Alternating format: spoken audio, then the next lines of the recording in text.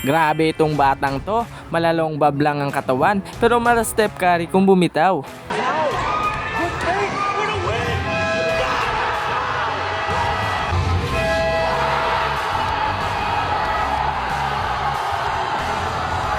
Mga idol, usap-usapan ngayon sa Junior MPBL ang batang to, si Sean Howe. Malalong babang katawan pero mala Stephen Curry kung bumitaw. At oo, hindi siya yung tipong asa sa tsamba na lang. Kapag si Sean ang tumira, sigurado na ang puntos. At kahit saang anggulo ito tumira, komportable ito.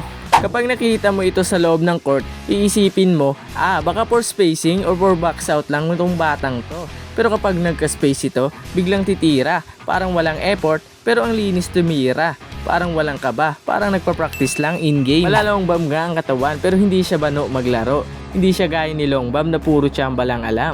Si Sean, kapag bumitaw, hindi na kailangan ng rebounder kasi sigurado na basta malibre. Kaya nga yung mga defenders, minsan napapakamot na lang ng ulo.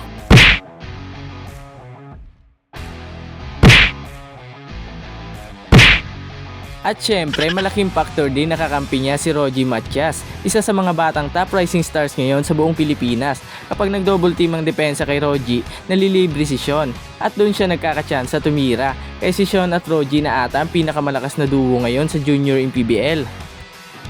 Pero hindi lang basta shooting ang meron kay Sean, marunong din siyang sumunod sa sistema ng team. Hindi katulad ni Longbam na parang sa kanya lang umiikot ang buong sistema. Lahat ng kampi niya, rebounder lang niya.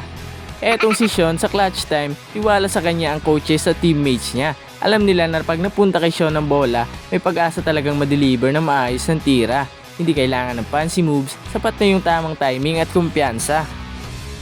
Si Sean, isa lang sa patunay na wala yan sa katawan. Hindi porket malalong babang forma, ibig sabihin, bano din. Basta hindi kasi long bob, may pag-asa kang maging Sean Howe. Sabi nga nila, don't judge the books by this cover. What?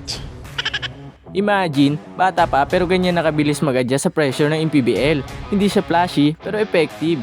Hindi siya maingay pero marunong pumili ng tamang tira. Kaya hindi na nakapagtataka kung unti-unti siyang napapansin ng mga fans at coaches.